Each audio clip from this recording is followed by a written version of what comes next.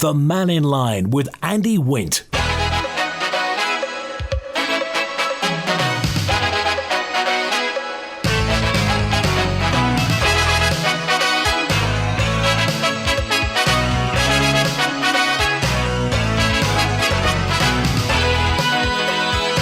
Faster Mike, good afternoon. Welcome to Mannin Line on Manx Radio. The Chief Minister is on Mannin Line today. Alfred Cannan MHK was elected in 2011 in the constituency of Michael, re-elected in Erin Michael in 2016 and in 2021. Previously, of course, Treasury Minister, now Chief Minister, and I just wonder what your thoughts are. Any particular questions that you'd like to put to the Chief Minister? Get in as soon as you can. Text, email, call and WhatsApp. The Chief Minister on Mannin Line till 1 today. Well, Faster Mike, good afternoon, Chief Minister. Good afternoon, Andy. OK, I want to dive straight in because there's a message from Ruth, who says, I've been hearing lots on Manx Radio about Moneyval and how important Moneyval is to the Isle of Man. Now, for the uninitiated, this basically is our exam regarding, well, financial probity. How seriously does the government take Moneyval? Very seriously. Ever since this programme came into force, we've been signed up to it. Effectively, for those who don't know, the Council of Europe takes a view on international responsibilities that are being followed in terms of money laundering and criminal activities by various nations, and the Isle of Man is one of the nations that will be assessed by Moneyval. It's pretty much a global standard, and following that assessment will be graded effectively. We'll either remain on the white list where we are, we could go onto a grey list, or even worse, but not passing the test could have ramifications for our economy and may give some headache to particularly the capabilities of the economy to conduct financial transactions at its current levels. Are you confident? Look, we're working really hard to make sure that the Isle of Man is in the best possible shape to pass this assessment. That does involve making sure that the regulators are working properly to ensure that the various sectors, financial services sector, the gaming sector in particular, are properly being overseen, are properly regulated, are properly audited. But it does also mean working in partnership with business as well. And I know there's been a big program of engagement has taken place, and there will be further programs of engagement that will take place over the next 12 months, because part of the assessment process is that inspectors will go to businesses to see for themselves what is actually happening on the ground. So it is important, and we're having to apply ourselves quite rigorously to this, and of course there is a cost attached to this as well, unfortunately, but it is really important that as an island we get through it. Okay. And big and small, I mean, not just big companies, lots of fairly medium-sized companies are investing. It says anti-money laundering and finance of terrorism, is that right? Well, it's across the board. If you're a regulated business, then you need to be complying with all the rules that are in place. You really got to know and be able to trace every single pound that's going through your business and identify every person that is connected with that business from a customer perspective. So there's a lot of regulation, and I think one of the issues that we're sort of dealing with at the moment is the balance between having the right regulation in place, being absolutely confident about that, and the capabilities of businesses to effectively comply with that, and to ensure that we don't stamp out, for example, innovation, and that businesses are capable of moving forward. So it's quite a fine balance to achieve, but it is absolutely important that we get through this assessment. It is an important one. It'll take place in October 2026, and we're applying maximum efforts to ensuring that we do so. Okay, we've had mention in the past months or so about people having difficulty opening bank accounts, businesses having difficulty opening bank accounts, CSPs having problems and what have you. Is this a trickle down from Moneyval? I think very much so. I mean, I think the international standards that are applied, I mean, clearly they are to some degree open to evaluation by the businesses themselves, and various businesses take perhaps a slightly different risk assessment of both the processes they're following within their businesses and who they want to do business with. So it's not a perfect science, and I think standards can vary from business to business. I think, as I said, it frustrates me as much as anybody else to hear that it's taking weeks to get bank accounts open. That's not something that we as a government want. But we've got to balance that out with the need to demonstrate to meet international standards and to demonstrate clearly that we've got the evidence that we are doing so. So, I think the risk is shared between us as the government and the regulators, also with business themselves, who have clearly that responsibility to interpret the legislation and to determine also within themselves how they best want to address their internal operations to ensure that they believe they are compliant. So tricky at times. Okay, one final word on Moneyval, and that is, again, Ruth just says, do you ever get any perspective on what the Channel Islands are doing regarding Moneyval? Yeah, absolutely. I mean, I meet my counterparts from the Channel Islands reasonably regularly. I speak to them and have spoken to them about Moneyval. In fact, we worked with one of the senior leaders in Jersey who've recently passed Moneyval. He came over here and worked with our teams to assess what we were doing to try and make sure we were in the best possible shape. So yes, we absolutely keep track of our closest competitors, if you like, in terms of their approach. And both of them have recently gone through the Moneyval assessment and passed, so we've got a benchmark to maintain, and clearly I think if we didn't get the right result, that would put us possibly slightly at an uncompetitive position when it came to Jersey and Guernsey. Okay, let's go to the phones now, and Tim is first. Hi Tim, you're live with the Chief Minister. Hello, Chief Minister. Hello, Tim. I understand that there's going to be some sort of review, or that somebody's thinking about the way elections are run on the Isle of Man. And if that's the case, I was just wanting to know, the only information, unless you're terribly keen on politics, the only information we get are the manifestos which come to us in our area. In my case, I think I'm Douglas East, or at least that used to be the name of it. So we got two lady members. But apart from them, I don't know who anybody is, really, because we don't see manifestos from anybody else in the island. So when they are appointed to be the chairman of this or the minister of that, we have no idea who they are. We don't know what their background is, where they come from, really, anything. And how can we be interested in them or even make contact with them? Whereas I've lived on the island for nearly 40 years, and the newspapers used to be much, much better. It's supposedly the same titles, but they were much keener on, there was a much more political information in them, and you saw photographs of the individuals you regularly, and you got updates of what was going on. Somehow you felt more in touch with what was going on the island and who everybody was. And if you walked down to down to Prospect Hill, you'd actually see them walking up and down, and you could, if you wanted to in those days, you could stop and have a word. But and all that seems to have disappeared because we don't know what they look like, we don't know who they are. We get, this is the minister of that, and it means absolutely nothing. We've no idea what their background is, whether they're qualified, whether they've had any. I know you are the person that appoints them, but apart from that, I think it's all pretty sad. And there's a lot of criticism, as I'm sure you have been told about, on the Mannin Line, about the government and so on. But I just wonder whether this isn't all a part of it.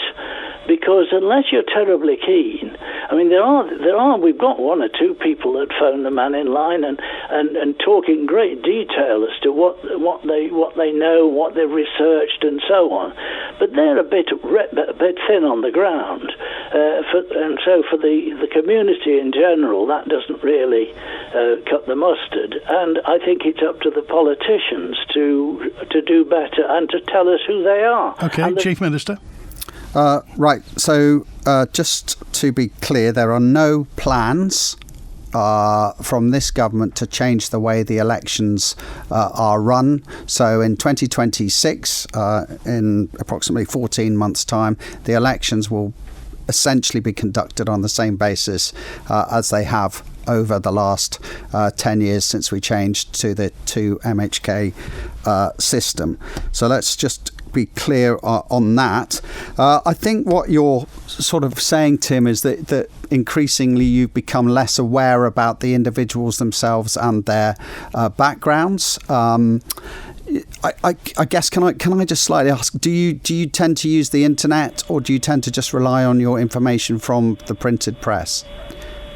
I rely on my information from the printed press. Right. So, I mean, I think I'll take on board your commentary around that. I mean, I would say that for anybody who is digitally attuned, then they can find out reams of information about particular individuals. But Tim, I also, interesting this point about what was being relayed in the press, and the information that was coming across was also raised with us actually at the road shows on a couple of occasions.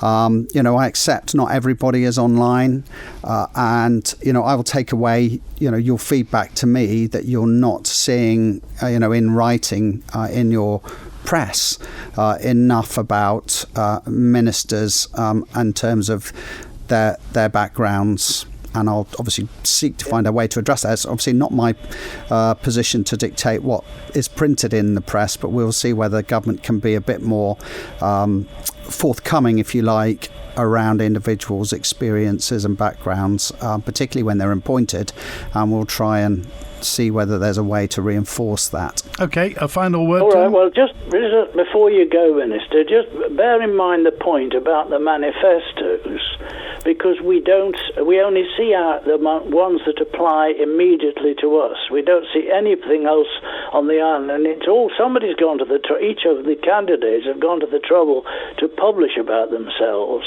Even if we saw the records of what they had said, and they were accessible, that might be helpful if they came round as a government mail shot, if you like. This is who your members are, and this is their positions, and this is their background. That would tell us something. Okay, all right, we appreciate it, Tim. Thanks for calling today. As you say, Chief Minister, really that if you like, exemplifies the divide between the analogue and the digital world, because if you go to manxradio.com, we've got hours and hours. As you remember, during the election, we interview every candidate. We give them interviews. There are interviews on air. There's lots of stuff that goes out in the web, but there we are. Sadly, the newspapers are not the force they used to be, purely financially nowadays, but we'll wait and see. Interesting. Of course, there's a downside to the digital world, and that's social media, Chief Minister. Yeah, no, absolutely. I mean, I think it is difficult. It's really hard to communicate effectively in the digital age, and in such a way that people can find the message, secondly want to read it, and also that they can be totally believing that what's coming across is factually accurate. But of course, in the digital world, somebody's opinion can trump somebody else's fact. And so, people's opinion seems to be more important than what an actual fact is in the digital world. Yeah, and I mean, I think, I think what's Tim and others would say to us is that they don't really actually, use the digital world. They don't go on Facebook. They don't go on other sites and forums. And actually, they do rely still on the printed press for the majority of their news. Unfortunately, as we see from sales, and the newspaper will tell us less and less people are buying newspapers, but it's still, I think, the value of that medium is still relevant to many people in society, albeit perhaps diminishing. But I think we shouldn't forget that. And also, I think the point that Tim is making is terms of knowing who the politicians are on a bigger scale, just outside his 2 locally elected representatives, is one I'll have to consider. Clearly, we've tried to ensure that we are accessible irrespective of our constituency responsibilities. So Meet the Ministers, for example, is a classic case, I would say, where we've tried to get out to ensure that a broader range of the island's population and constituent voters have sight and access to MHKs who they don't ordinarily talk to. Okay, Julian. Hello, Julian. You're live with the Chief Minister. Hi, Andy, and hello, Chief Minister. Hello, Julian. Hi. The Isle of Man government is tightening up on foreign workers who want to work on the island and go through the official process by increasing the visa application fee by 9% and giving greater scrutiny over these people. Could you give some details on the other worker status known as temporary employment exemption granted by the Department for Enterprise, which allows people to come and work on the island without going through the full visa regulatory system? What is the maximum duration for people granted such things as administrative exemption? And is there a limit on how many renewals an individual can be granted? Well, first of all, you're absolutely right, Julian. We are tightening up on our immigration protocols in a number of areas, including on fees. We're bringing in a healthcare levy, and as you know, we're also raising the minimum level of remuneration that immigrant workers must receive. In terms of, and rightly so. I mean, I think just to dwell on that sort of broader, bigger point, the bigger issue for a second or two, we absolutely recognise that as we need to fill employment gaps in our economic sectors and in our public sectors as well, that there is a case for positive immigration. But we've got to be clear that we have applied the highest standards possible to those routes, and that we are getting the right people to come to the island, and that everybody who is coming is first of all, coming to proper job, proper employment, proper terms, proper conditions, and secondly, that we as an island are protecting our own interests as well, both from around our infrastructure, but also our security and safety. So it's absolutely right that we've tightening up on those critical areas, and we're going to continue to tighten up, particularly on our security. And then what I would say quite technical question on the technical employment exemption, I'll have to say to you, I'll have to come back because I don't have the exact information to hand on that, and immigration routes and the pathways can at times be quite complicated. So I would have to come back to you, Julian, to answer your question, which I'm quite happy to do. If you email me that question, I will get you the information you are seeking. Okay, what was behind the question, by the way, Julian? Well, basically, fairness to the foreign workers. I mean, I've met quite a few of them, and they're paying a lot of money every year to remain on the island and work. It's in the hundreds of pounds for visa renewals and all this kind of thing. But if there are people coming to the island that are able to go around the visa system, and there might be a question mark as to, if the Department for Enterprise is granting ways around the visa regulatory system, I just feel that would be unfair to the foreign workers who are having to go through the grind of, they're telling me there's massive amounts of paperwork, endless time waiting, and obviously the money involved, and now you've got a 9% increase. So just thinking, is it fair to have this you could say there's a two-tier thing maybe going on here, where there's people on the island who are not subject to this, and especially with a question mark about, if they're coming from the common travel area and they're not subject to any real scrutiny coming over on the boat as well. I'm kind of concerned about the fairness to the foreign workers who go through the grind of going through the official process. Okay, but I also, understand that there are very strict limitations around the numbers of days that somebody can work. So it's only for a very, very short period of time. Is that not correct, Julian? I thought it was 10 days or something. Well, there's administrative exemptions which can go, I think, to 48 days, but then they can be subject to renewals and extensions. Yeah, I think we need to be clear though, Julian. I mean, this, I'm happy to go and get the actual figures and some of the qualification criteria around this, but it is for a very, very limited period of time, and I suspect there has to be a very clearly identified need around a temporary employment exemption when you need to bring in a skilled worker who is from effectively from overseas, and I think we shouldn't seem to think, because I think there was some implication that it's some sort of backdoor into the island. Yeah. That would be a real concern to me and others if that were to be the case. But on the basis of what you've said to me today, Julian, I will go away and have a look at this specifically. Okay. All right. Thanks, Julian. Thanks very much. Cheers. All right, good to hear from you. I think, Chief, this brings me on to quite a few emails over the past week I've received, and it is concerning what is known as immigration or immigration, people are calling it. And because everybody, the Isle of Man is a collection of villages, everybody tends to know everybody else. So anybody new will stick out. And since COVID, we appear to have had lots of new people on the Isle of Man. No doubt people left the Isle of Man after having enough of COVID, and some people have come in, and there is a feeling that the immigration on the Isle of Man is tilting just a little too far. Now, is that a bogus thought, or is it something that you pick up on from chatting to the public?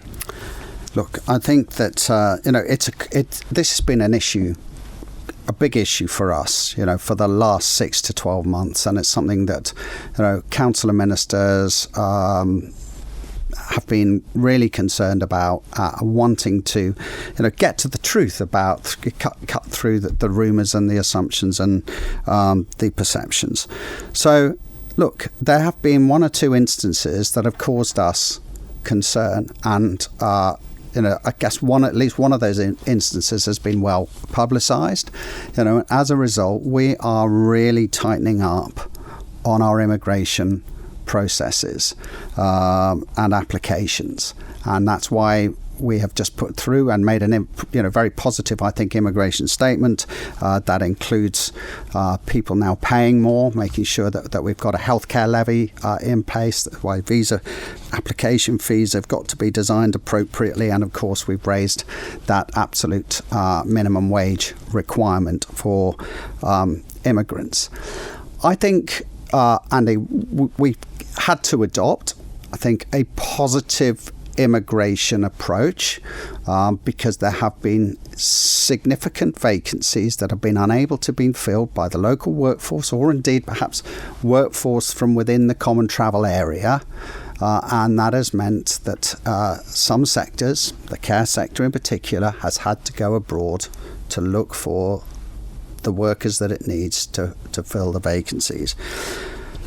We need to be extremely careful about this, and we need to be absolutely on top of ensuring, as I said, that we get the right people here on the island, that the cost to the taxpayer is maintained to an absolute minimum, and of course our security remains at the highest possible levels. it's been a necessity for us. We need immigration. We need immigration. We would not have had people to, frankly, staff the care homes or fill some of the hospital key critical positions in the hospital, for example, nor would some of the private sector businesses have met their specific skill sets in terms of technology, for example. We need proper, positive, controlled immigration, and that's the position that we are absolutely working to. And of course, we have to remember, Andy, that immigration, outflows and inflows of people on the island, has been going on for decades, if not centuries. And even in any given year, there will be 4,000 or 5,000 people who come to the island, and 4,000 or 5,000 or so who will leave the island. So we have this flow, and a lot of that is driven by economic requirements, people perhaps coming to the end of contracts, coming to the end of their term, deciding they want to go somewhere else, businesses relocating them, or socially, for whatever reason, people relocating to either to the island for family reasons, or people relocating from the island for family reasons. So there's always an element of immigration going on. The fact is, I think we've seen more uptake from sort of overseas immigration applications than we have in the past, and we've not been able to perhaps fill some of the vacancies that we otherwise would have done from, if I call it the common travel area, the sort of UK, than we would have done otherwise. So look, tight, controlled, positive, clear requirements for individuals to meet specific needs, absolutely.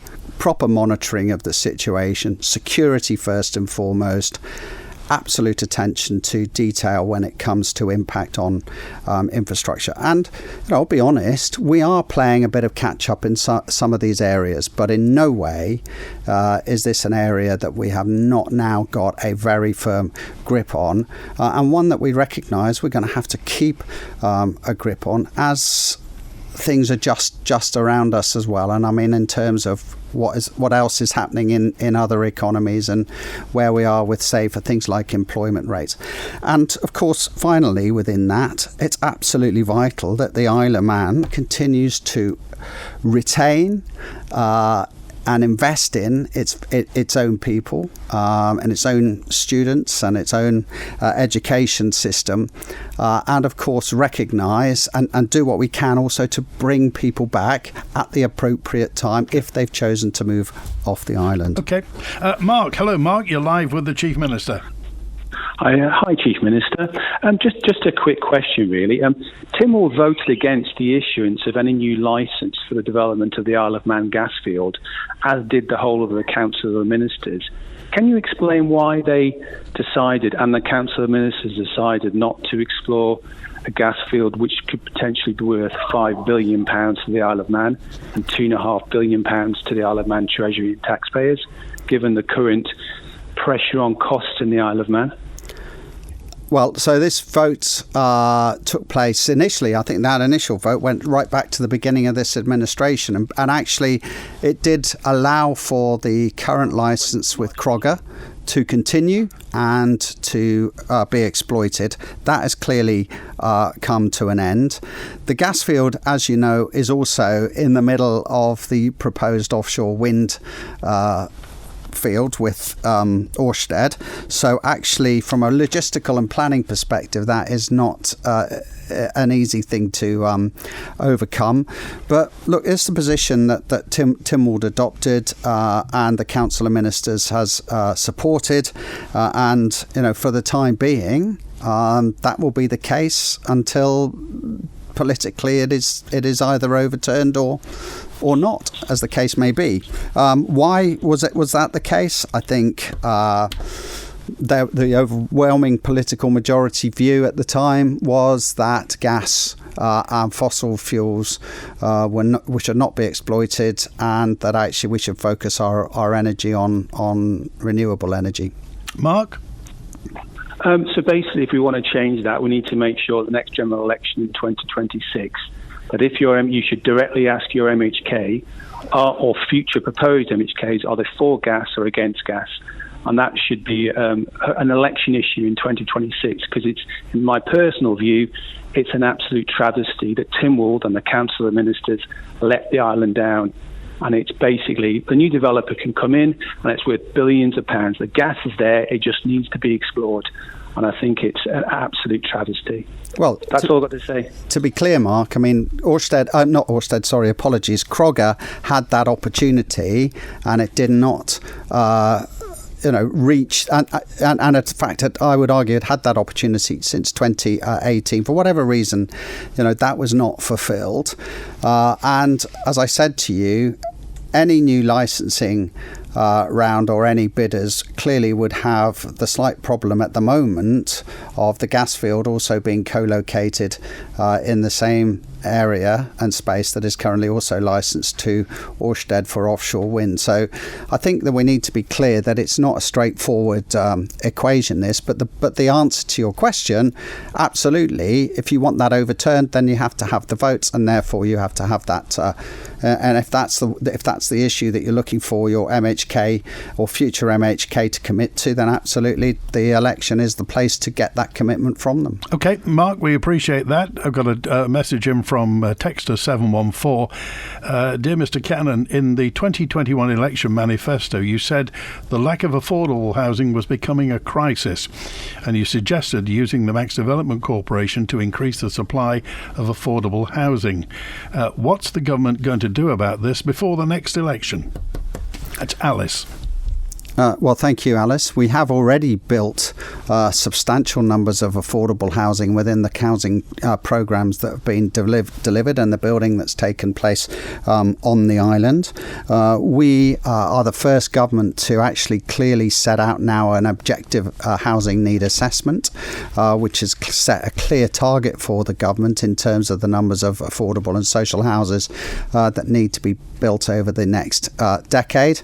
The housing Department of Infrastructure, within whose remit this sits, continues to work with local authorities in terms of establishing their and trying to understand their needs. And of course, the creation of a new housing agency remains an ambition for us, because arguably that will lead to better decision making. But we've still got more affordable houses planned under this administration, and we're going to carry on building and have still got programmes in terms of planning approvals that will help meet the needs, and not least some of the building work at Lake Road, for example, where the Island Infrastructure Scheme has helped support the redevelopment of brownfield sites, and also the Manx Development Corporation, clearly the nursing home redevelopment and the future redevelopment in that Westmoreland Road area will all help contribute to us delivering on our desires to see more affordable housing available for those who want it, need it, and then of course trying to get people and enable people to get onto the housing ladder, of course. Are you happy with the progress of the Manx Development Corporation? Look, I think the Manx Development Corporation could do a lot more. I think actually, to be fair to them, I think the processes of releasing land to them has been extraordinarily slow. So I've got to admit it's been a frustrating few years, because I think the plan was to allow them to get on with more government-owned brownfield site redevelopment. Why would that be? Why is government slow in releasing land to a company it's created to exploit the land? I think it sometimes departments have different views over the long-term strategic need of that particular piece of land, and resolving that can take time. And clearly, with wanting to get on with things, but also making sure that we don't make mistakes in terms of developing land that ultimately then going to cost the taxpayer fortunes in the future, because, for example, you've built in an area where there was a critical piece of infrastructure could have been built, and you've put housing there instead. So look, we are, but nevertheless, Andy, while despite those frustrations, we are making quite considerable progress, in a number of areas when it comes to housing and affordable housing. And I think when all is said and done, and we will look back over the last 5 years, we should have seen significant numbers of private sector development alongside that, the affordable housing that would have been incorporated within that. developments, including the Westmoreland Road site and the nurses' home up and running, and some affordable housing released from within the Island Infrastructure Scheme as well. Okay, Denise, this is a very light question, Chief Minister. Denise said, has the Chief Minister made it up with Mr. Hooper? Because it sounded like you've both fallen out. Well, no. Okay, we'll leave it there and back in a moment with the Chief Minister. The Isle of Man Creamery presents stress-free food shopping with our doorstep delivery service. In time for breakfast, enjoy fresh milk, cheese, cream, Noah Bakehouse pastries, bread, coffee, juice, eggs and potatoes delivered straight to your door every day. And if that sounds good, we don't charge for island-wide deliveries. Love food and drink delivered super fresh?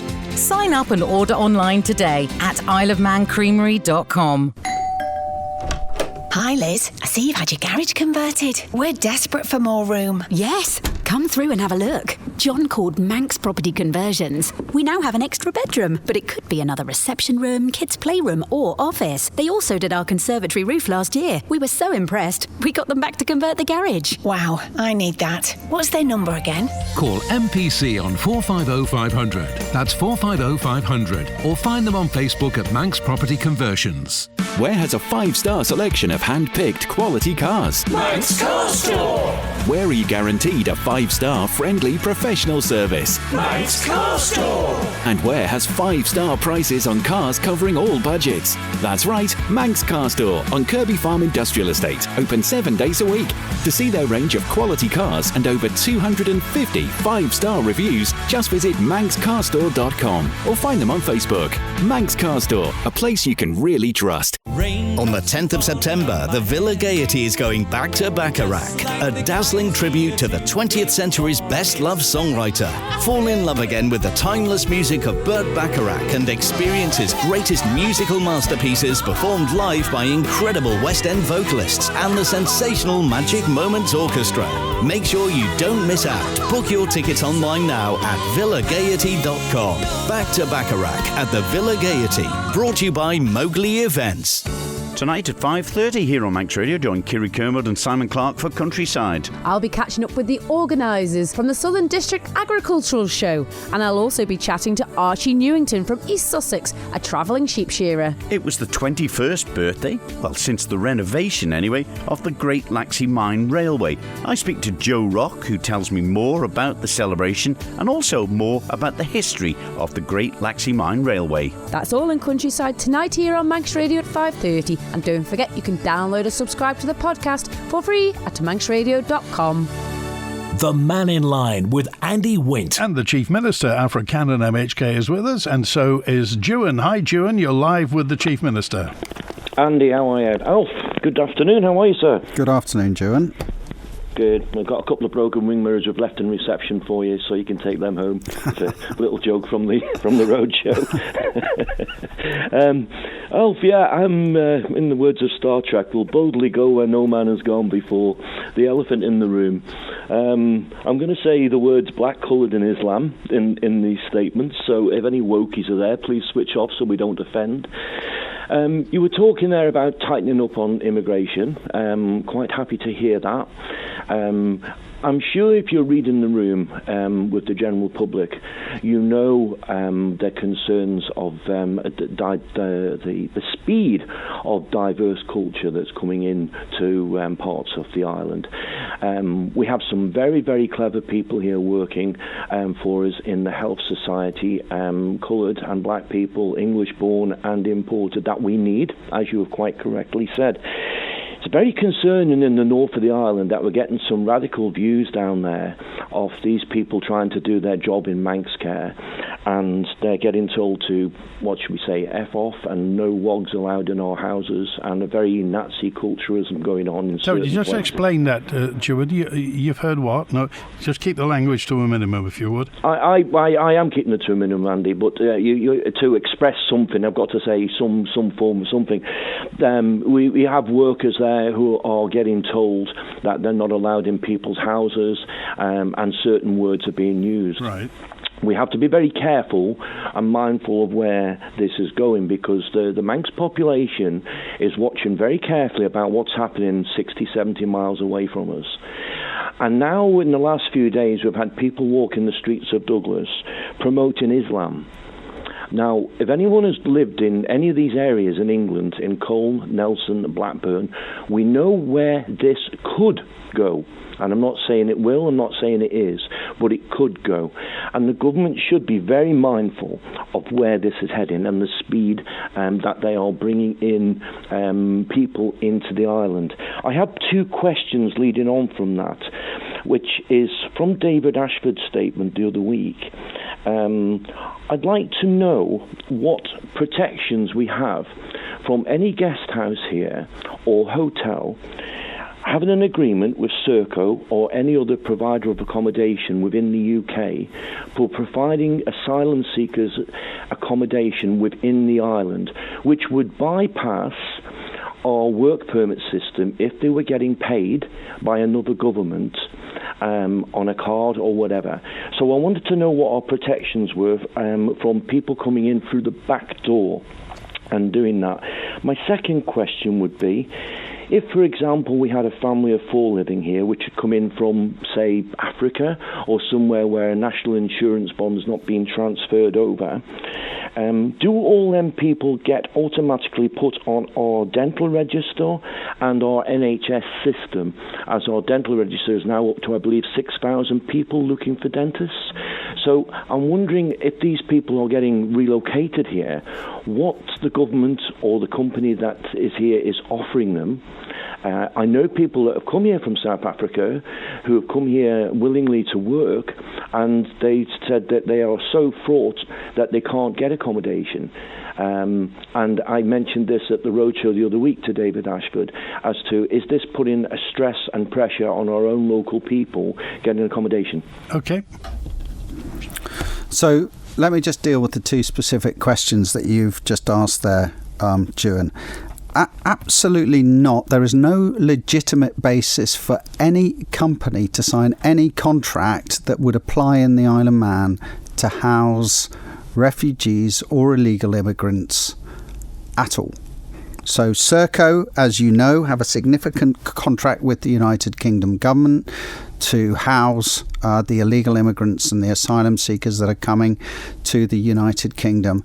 There is absolutely no substance to any of these rumours that there are hotels on the Isle of Man contracted to Serco. None whatsoever. And I have specifically asked for this matter to be investigated, given some rumours that were flying around at the time, and I've had it confirmed back to me. There is absolutely no truth or substance to that at all. And if it were to be true, those people would be on a boat and be back to the United Kingdom as soon as possible.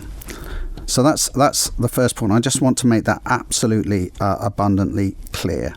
And then secondly, in terms of access to health, when people legitimately arrive here, they do have access, and they're employed and they have the correct visas. They do have access, of course, to the health system. And that is why we have now brought in the healthcare levy for those people, which is similar to the UK, to them arriving here on the Isle of Man. And look, what I would say, Juan, is that this is a matter that we continue to tighten up on and assess, and it's almost it is absolutely now a monthly conversation for me personally, and one in which I am continually seeking and being supplied with the data necessary to properly understand what is going on. I'm really sorry to hear those first comments that are coming through, because there is no place at all for racism in any form. Government's legitimate absolute purpose is to ensure that we have an immigration system that is fit for purpose, that we are applying that properly to meet the needs of the island on a properly assessed basis, and that assessment at the moment is around economic need and fulfilling skills gaps that we have in the workplace, and that is really purely the driver. And as I've said a couple of minutes ago, we continue to keep that absolutely under review.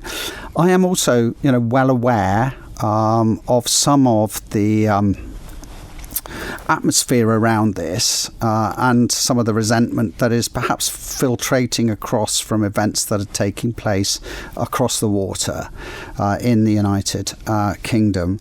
Absolutely not ignorant of that, but that's why I also absolutely emphasised before that security of everybody on the island is absolutely first and foremost in my mind and in the mind of the Council of Ministers, and we will always put that at the forefront of our assessments, both of immigration policy, but also our policing and ports policy as well, and how we're administrating that. And that's one of the reasons why we actually have brought responsibility for port security into the police portfolio, and why you will see a much greater police presence now at our ports of arrival. Because simply, and sorry, it's a very important point, we do not, and we should not be complacent of the need to protect our infrastructure on the island, protect our safety and security on the island, in a world that is rapidly changing in so many ways around us. Just one point back on that, Andy, before you cut me off. I agree with what you're saying there, Alf, and also the fact that multiculturalism, if people come and embrace our society and look at our island as we like it and love our island, that's fantastic. They embrace that. What we don't want is people imposing their cultures on our culture, and I think that's for a lot of people on the island. We're very mindful of, we do embrace it. There's no racism from the majority of people that are here, but mindful of the people that want to come here and embrace our culture. Okay, all right, we'll leave it there. Ewan, thanks. It's worth saying, of course, the Isle of Man is an international island. Manx people have gone all over the world for years and years and years, so we must expect people to come to the Isle of Man. Why wouldn't they? It's brilliant here. Right, this is George, who just said, can you ask the Chief Minister, now the rates reform has been declined by the ministers, can he confirm that local authorities will be given the option to opt out of the 5% reduction for ratepayers, or has this been thrown out with the bathwater? It requires a small change to clause 64, which replaces on page 31 line 2 shall with may to make the application of an early payment discount discretional. I raised this question at a surgery with him last year. Do you remember that? I do indeed. Thank you very much for the question. I have raised that with the Treasury Minister, and that is actually now part of a consultation that is underway. Effectively, for your listeners, Andy, this was a proposition that was put to me that we should take away the rates discounts that were applied to early payers, because actually that was effectively for the less wealthy, or those perhaps who couldn't afford to pay the full amount at the time, was arguably unfair. And also the arguments put to me that local authorities were losing potentially 5% or so of potential income from those people who paid early. But look, it's a valid point. It needs looking at, and I understand Treasury are looking at it at the moment. Okay, more questions to come that have been sent in. Lots of people always say, why do you take phone calls and never take my question? So I'll do your question. And this is, could you ask the Chief Minister, will he be standing in September 26 in Aaron Michael? It's far too early to make that sort of assessment, Andy. I think my focus has got to be on dealing with the very many issues that are facing us as an island, in terms of everything we've been discussing today, and making sure that the economy is pushing forward, and dealing with Moneyval, and dealing with the healthcare conundrum that we're constantly battling with. Far too many issues to focus on, to worry about general elections. And that would, frankly, and I say this in all seriousness, it would be irresponsible of me, I think, in my position, to start worrying about what's going to happen in 12 months' time because I really have, and I genuinely mean it's got a full programme of work ahead of me and the Council of Ministers over the summer, and serious matters to be clear on and to point the direction on in the autumn. Katrina says, could you ask the Chief Minister, by the end of this administration, will the situation with the DHSC and Manx Care and the overspend in the budget be sorted? Look, I sincerely hope so. As a government, we have put more money into health than I think any other government has done. And there's nearly £100 million of extra budget gone in to health, even over the last 4 years. We want to see the best possible outcomes from that sort and level of investment. And bear in mind, we also did a significant restoration and recovery programme post-COVID, where we put another £18 million or so into delivering over 4,000 operations for people. We've got a significant piece of work going on at the moment around governance, and I want to see some proper outcomes from that in September, including reviewing the current structures under which Manx Care is delivering its requirements in terms of maintaining its budgets, but delivering the healthcare that we all need on the island. And I don't think the conundrum is going to go away, Andy, to be perfectly honest. I think, and I hope and I believe that we're going to get it under control, and that's absolutely vital for all of us, from economic sustainability and public funds. But the long-term issue of how you pay for healthcare, if needs are going to continue to grow, and I have to accept that pressure is growing, I think remains, and I believe that politicians will still have to continue to assess, and I think at some point we need to take another look at how healthcare is being funded, and I suspect the question will remain for many, many years to come. Okay, briefly, if you would then, do you think Manx Care is handling the unions properly? Well, I would hope the Manx Care is handling the unions properly. I mean, I think that, there are a number of issues that are clearly around pay that continue to dog us.